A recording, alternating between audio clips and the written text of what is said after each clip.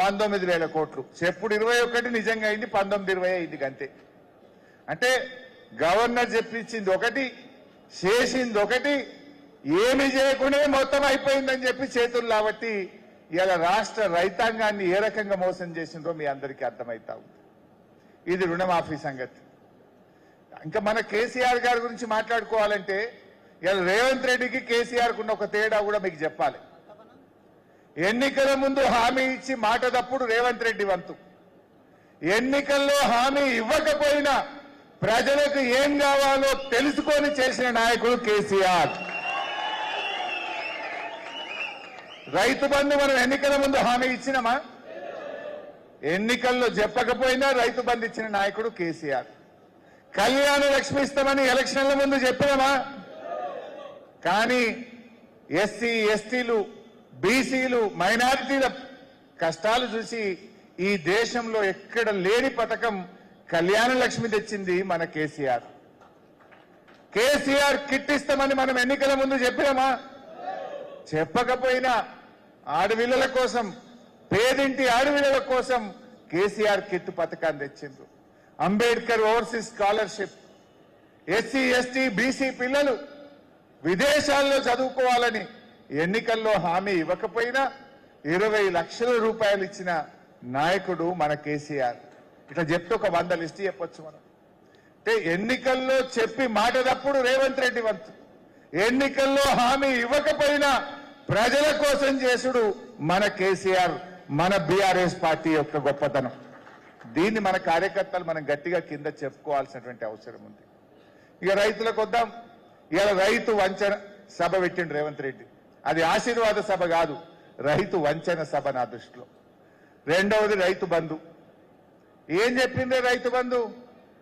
ఎన్నికల ముందు 15,000 చెప్పిండ్రా? 15,000. మరి ఇచ్చిందెంత? 12,000. అవి ఎన్నిసార్లు ఇచ్చిండ్రు? ఒక పంట మొత్తానికే 9,000 ఎగ్గొట్టిండు. ఒక పంట 3 ఎకరాలే ఇచ్చిండు. ఒక పంట 2 ఎకరాలే ఇచ్చిండు. వాళ్ళు చెప్పిన ప్రకారంగా మొత్తం లెక్క తీస్తే 29,300 కోట్లు ఇలా కాంగ్రెస్ పార్టీ రైతు బంధు పేరిట రైతులకు బాకీ పడ్డది. 29,300 కోట్లు.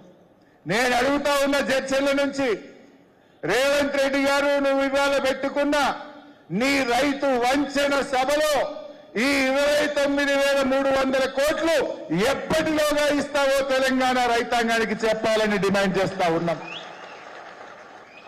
నువ్వు రైతులకు బాకీ పడ్డ ఈ 30,000 కోట్ల రైతు బంధు డబ్బులు ఎన్ని రోజుల్లోగా ఇస్తావో ఇవాళ రైతులకు చెప్పాలని తెలంగాణ రైతుల పక్షాన, బీఆర్ఎస్ పార్టీ పక్షాన ఇవాళ నేను రేవంత్ రెడ్డి గారిని అడుగుతా ఉన్నా.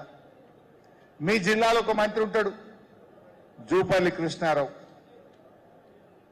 ఆయన ఏం మాట్లాడతాడో, మతిండి మాట్లాడతాడో, మతిరేక మాట్లాడతాడో నాకైతే అర్థం కాదు.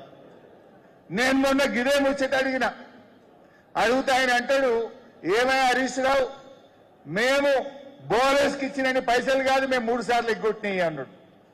3 సార్లు ఎగ్గొట్టినాయని ఒప్పుకున్నాడు.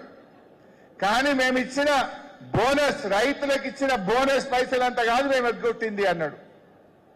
నువ్వు ఇచ్చిన బోనస్ ఎంత? నీ బోనస్ బోగస్ అయింది. ఎలక్షన్ల ముందు అన్ని పంటలకు బోనస్, ఎన్నికలైనాక వరి పంటకే బోనస్, ఒక ఏడాది తిరగంగానే సన్నాలకే బోనస్. ఇప్పుడు ఈ సంవత్సరం ఆ సన్నాల్లో 33 రకాలు కాదు 7 రకాలకే బోనస్.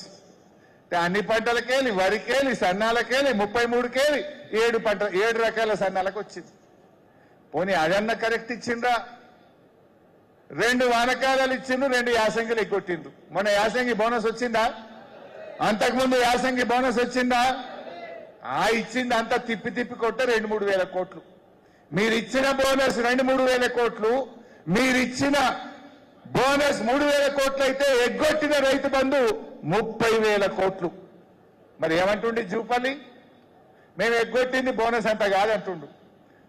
నువ్వు ఎగ్గొట్టింది 30,000, ఇచ్చింది 3,000. ఇప్పటికైనా సరి చేసుకో మిస్టర్ జూపల్లి కృష్ణారావు అని చెప్పి నేను మనవి చేస్తా ఉన్నా.